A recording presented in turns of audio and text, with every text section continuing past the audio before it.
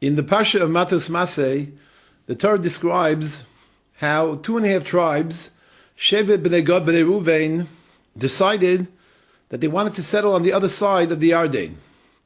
This, of course, was rather disconcerting to Moshe Rabbeinu, and he begins to negotiate with them. There's a rather fascinating dialogue that the Torah describes between Moshe Rabbeinu and the Bnei Gad, Bnei Ruvain. Ultimately, Bnei Gad, Bnei Ruvain acquiesce to Moshe Rabbeinu's request, and there's a Tanai, the classic condition that is set up, which is found throughout Shas, in Kedushin, in Ksubis, and elsewhere, with reference to their decision to go ahead and settle on the other side of the Yarden. One of the questions that's always troubled me is a simple one. Namely, we know exactly what motivated them. The Torah tells us, Bnei Gad, that because of the pasture area, because they had many flock, many cattle, they needed grazing area, and that really was the reason that motivated them to settle on the other side of the Yarden. But ultimately, Moshe Rabbeinu, being the Manig Yisrael, couldn't he simply have dictated by fiat? Couldn't he simply have imposed his will upon them and indicated to them, I am the Manig Yisrael, this is the Tzav Hashem, you have no choice but to obey. In an autocratic and perhaps even demagoguery, using demagoguery in that kind of a fashion, he could have imposed his will upon them. Why did he not do so? There's one maskana, one very significant conclusion to be derived from that. And that is that the Torah, whenever describes Eretz Yisrael, in many psukim, the Torah uses the following language. Ki atem ovim et hayarden, ki atem boim al Eretz Canaan, ki atem ovim et hayarden arza Canaan.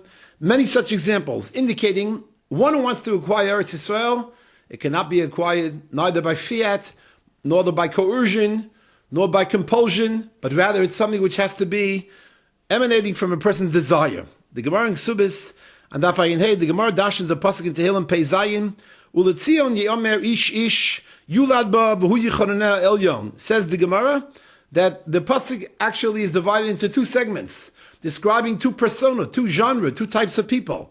Echad hanolad ba v'echad hamitzape l'rosa.